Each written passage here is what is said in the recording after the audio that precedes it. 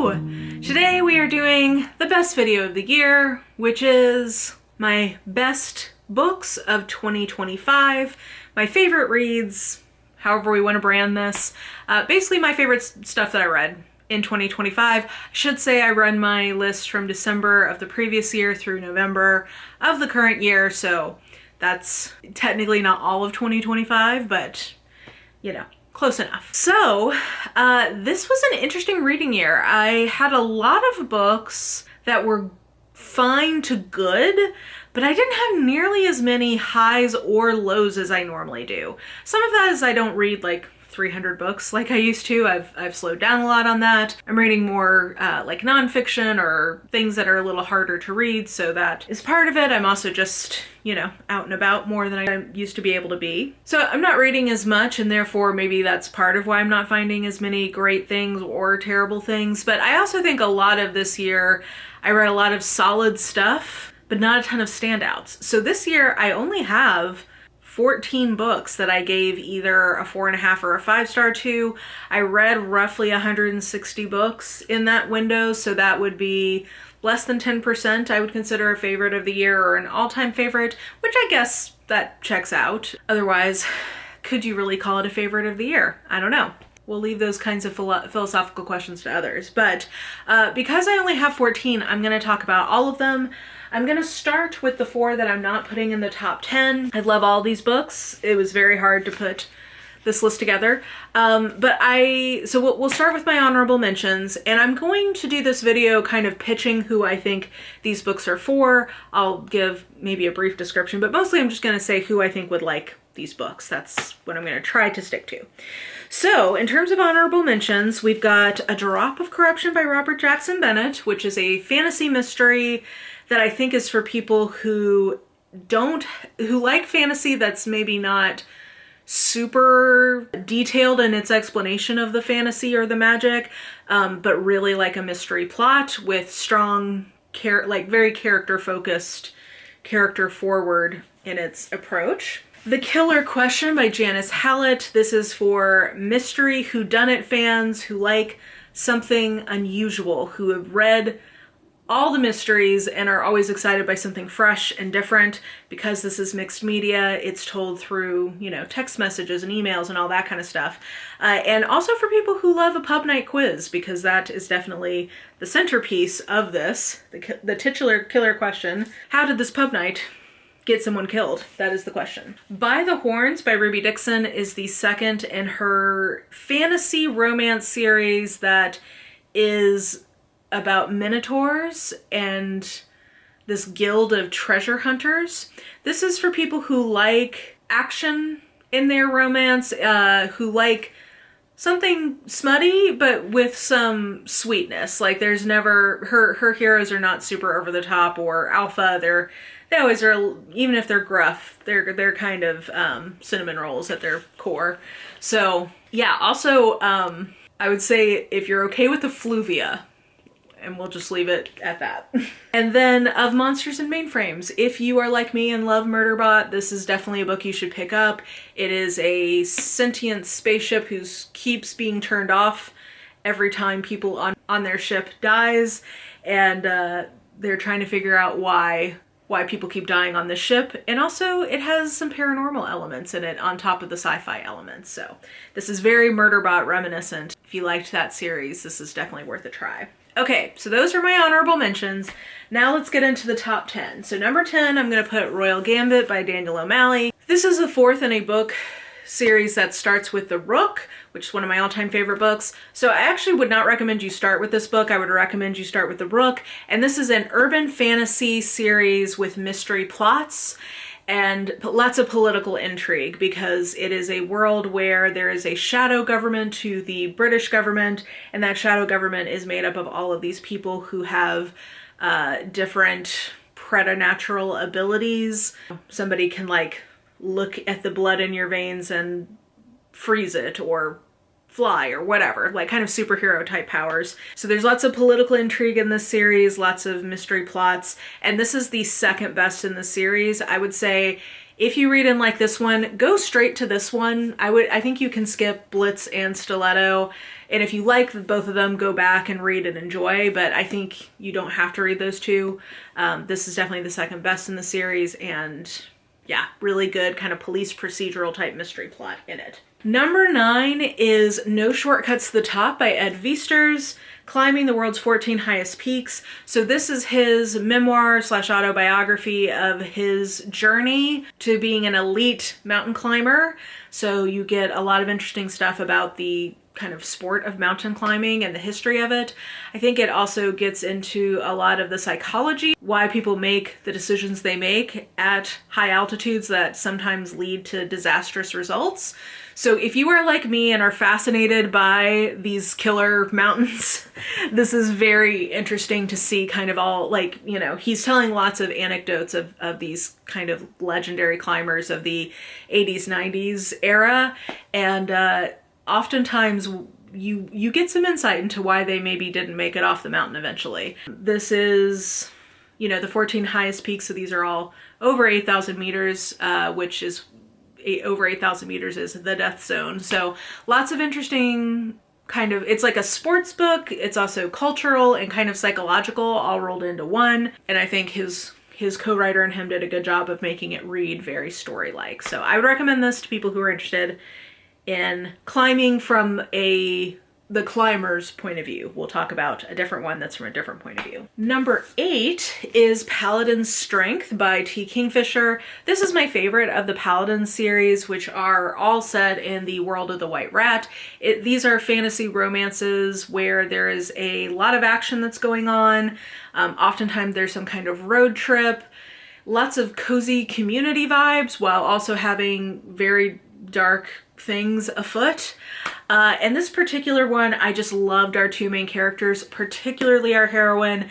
She is a nun bent on revenge for the people who have kidnapped her nunnery, and she's going to free them.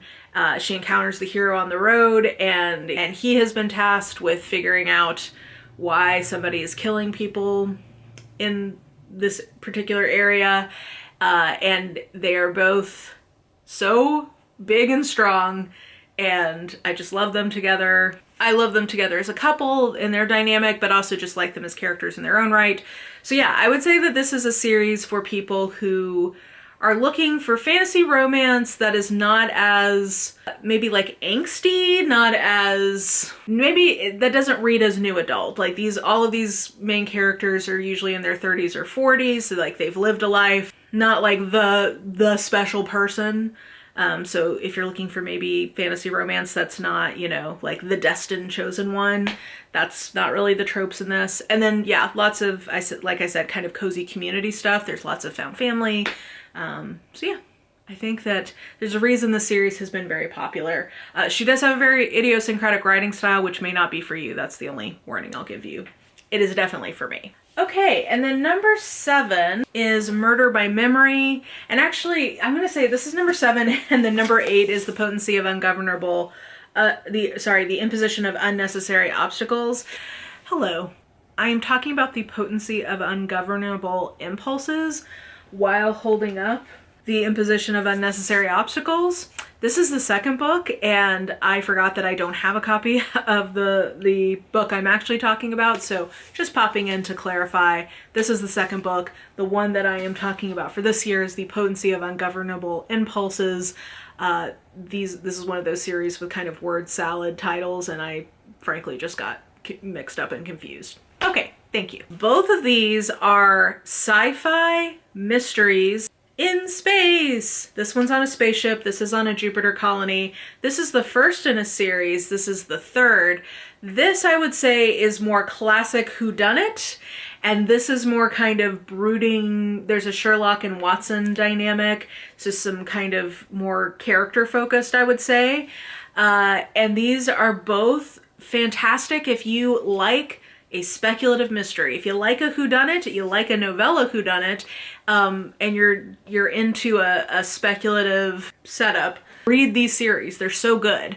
This has a second one coming out next year. I don't know if this has another one coming out anytime soon. I'll have to look. But I would recommend starting at the beginning of this one. I believe is The Mimicking of Known Successes is the first one. I can't remember, but go back to the first one for this. This is the first one on this.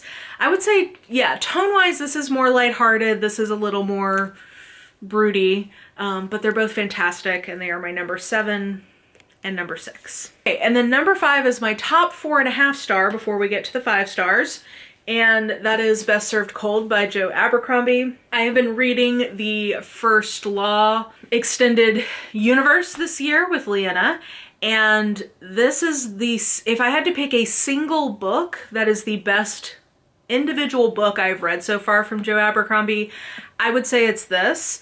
It is a satisfying standalone, made more meaningful and satisfying in the context of the overall series.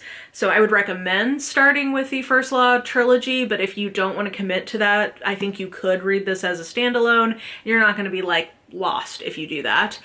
You just will miss some of the nuances and things that have built from the first book.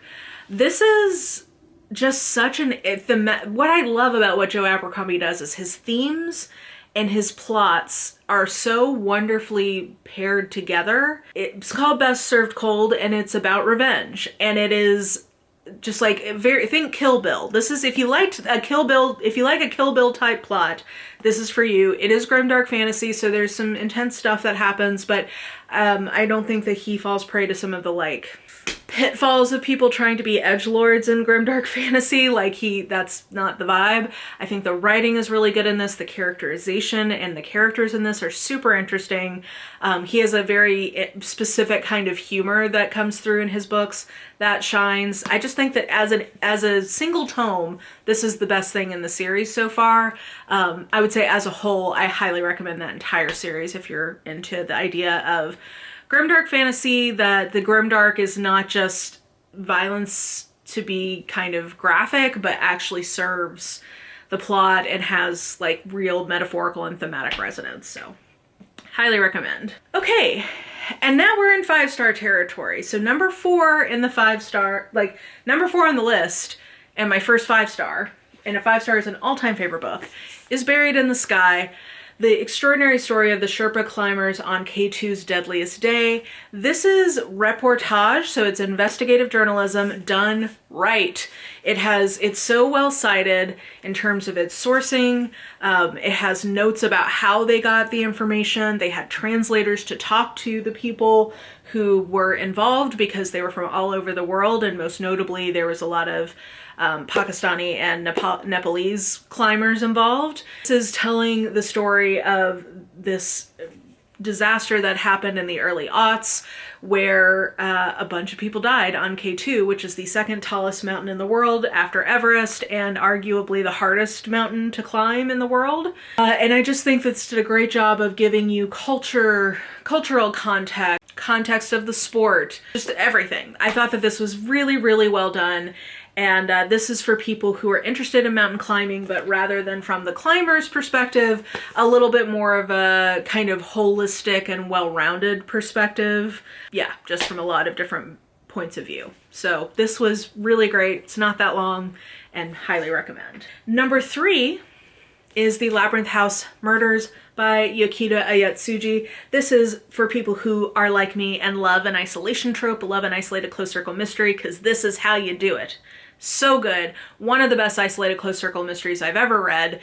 And it's a book within a book, which I love. So if you like kind of that metatextual element, that's there. And this is for people who are looking, one of the things I enjoyed about this book is that it included clues or reveals that I didn't necessarily get as a non-Japanese speaker, or the fact that this was in translation. And I found that exciting. So if you are in a mystery rut, I am personally very much enjoying pretty much every Japanese mystery I've encountered, so if we have similar tastes, I'd highly recommend. If you've not tried some Japanese mysteries out, they've got a lot of great classics that are coming into translation, particularly this Pushkin line, and I can't wait to read more from this author in this series and just generally.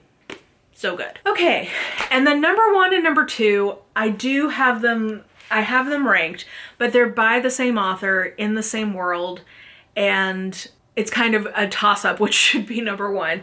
I'm gonna say, though, Louise Erdrich definitely tops the list for me this year. I'm gonna put The Roundhouse at number 2 and Love Medicine at number 1.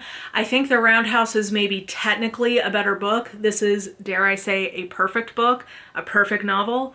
But Love Medicine is interconnected short stories, and I just have such a soft spot for that. I just love when that is done well. So I think I personally probably slightly prefer Love Medicine. So I'm going to say this is my best book of the year, but on any given day I could change my mind.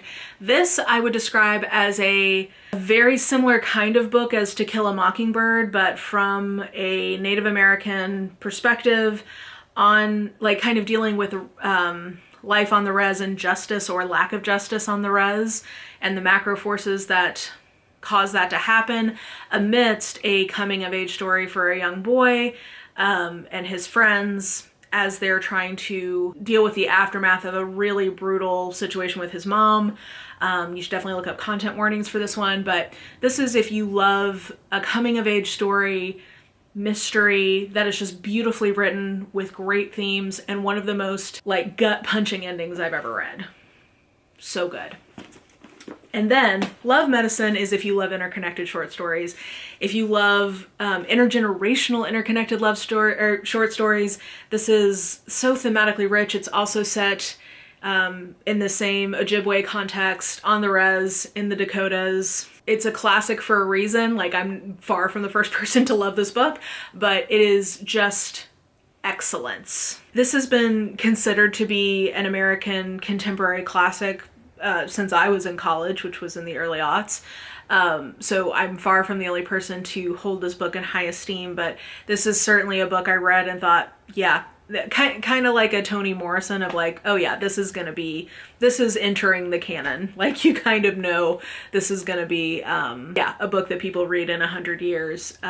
It's really beautifully written and it's not flowery. It's not super elaborate. It's just beautifully observed. So if that is your kind of literary fiction, and I should mention for both of these, literary fiction, if you like literary fiction with actual plot, where it's not just navel gazing, these are books for you. So I can't wait to read this. These are in sort of a interconnected type world / series. It's not like serialized necessarily, it's more episodic. And I want to make some more progress on my physical TBR, but I cannot wait to just start hoarding Louise Erdrich and just absolutely savoring her back catalog because, yeah, just a treat. And certainly she was my find for the year. I keep saying it as if I've like discovered something new and fresh. I'm basically the person being like, have you seen Casablanca? It turns out that was a great movie. It's like, yeah, honey, we all know. Anyway, so those were my best books of 2025. What a wonderful list that fills my heart with warmth and joy. Let me know if you've read any of these, what you thought about them, or if you're interested in reading any of them. We are getting into the time of year where everybody is doing their end of the year lists, and I cannot wait to see. I decided to make sure I got mine out a little earlier this year in case you're looking for end of the year gifts for people. Hopefully this might be some inspo for yourself to request something or for somebody in your life. So yeah, anyway, I think that will do it for me. I hope you are well. Like the video if you liked it, hit the bell, all that good stuff. And I just hope you are taking care of yourself and your community. There's some more end of the year / beginning of year content coming your way from me, so stay tuned for that. With that, I'll just talk to you guys soon.